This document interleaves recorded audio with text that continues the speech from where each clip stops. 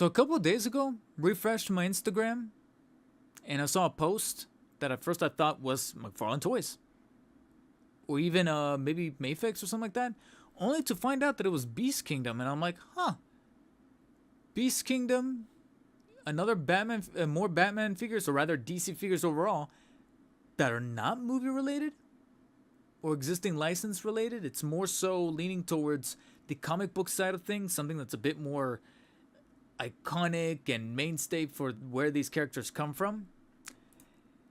It looks like we're getting a Justice League assortment from Beast Kingdom, lifted from the Alex Ross series.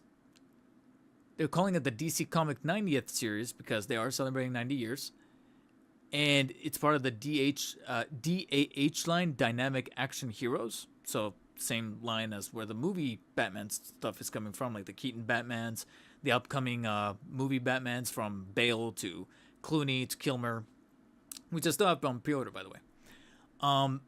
But now they're bringing us a Justice League based on the Alex Ross kind of interpretations. And they're looking pretty decent. Granted, the faces are a little bit on the really like swollen and muscular and beefy side, but that's always been Alex Ross's artistry and style. And I do see a little bit of replication when it comes to like the torso pieces. I'm noticing the torso for Batman and Superman look pretty much the same, except decoed out differently. You got the different symbols on top.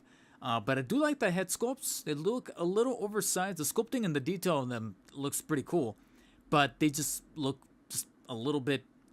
Beast Kingdom's always had some weird proportion issues, so I'm hoping that that's something that kind of, mess with a little bit. It doesn't look like they were messing around when it comes to certain proportions on Batman, if you know what I mean. Jesus Christ. I just saw that thing. Oh, he's delivering justice, all right.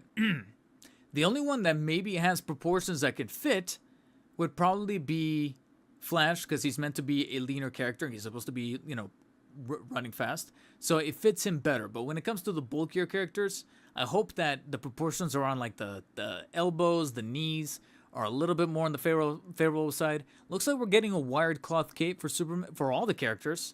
I just don't like how this flappiness on Batman looks. Superman looks nicer, but Batman, if we can kind of tailor that a little bit better, that would be nice. But I do like just the sheer conviction to want to go with just straight up comic book Alex Ross style Justice League figures, complete with even a Darkseid teased there in the background. I'm like, Darkseid, beefy and massive like that to scale, so he's probably gonna be like about this big.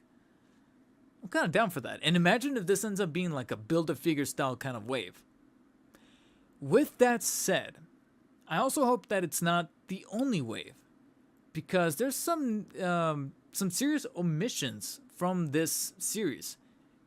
In particular, some that are not only part of the Alex Ross interpretation, but they're even kind of hinted at here at the bottom, this little like strip.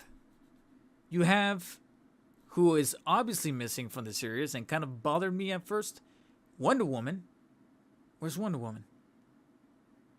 It's kind of weird that we get Green Lantern and Flash getting figures first before Wonder Woman, who, before we even get to Justice League, we have the Trinity, which is Wonder Woman, Batman, and Superman.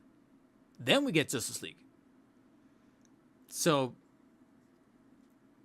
gotta be honest, before either Flash or Green Lantern, it should have been Wonder Woman already in there. I don't know if they're kind of following a similar mentality that McFarlane does, where they're scared that they're not going to track with the demographic. I don't know, but kind of wish we had a Wonder Woman. Now, again, if you go and kind of look at the strip here at the bottom, she is teased right there. That's Wonder Woman's shoulder with her hair. And then behind her, you do see the scales of Aquaman, and then the shoulder and emblem of Martian Manhunter. So it kind of begs the question if we're going to get those three members as DAH Beast Kingdom figures later on down the line in the second wave. And if so, I'm imagining that these are probably going to be priced at the same as all the other Beast Kingdom figures, which is about $50 roughly. I'm definitely going to try to pick up that Batman. I don't know about the rest of the wave, if I'm being honest. We'll have to see where I'm at with reviews, with finances, such. Batman is probably a given, but the other characters, I don't know. I'll have to keep you guys posted. But again, I do like the what's the word I'm looking for? The initiative for Beast Kingdom to be like, all right, we're actually gonna tackle something comic related instead of just movie or video game related. And I'm like, all right, this is a breath of fresh air, if you will, from a collector standpoint. I just wish that they can get the proportions down a little nicer, because like I said, the sculpting work is pretty great. I just wish that heads don't appear as small as they do here. And especially since you don't want to take an awful lot of the sculpt and paint work for granted, especially with an artist in style like Alex Ross. Guess that back credit card isn't the only thing he's packing below the belt. First thing I saw, it took me a while because I was trying to cover the topic, and then I looked down. I was like, Jesus.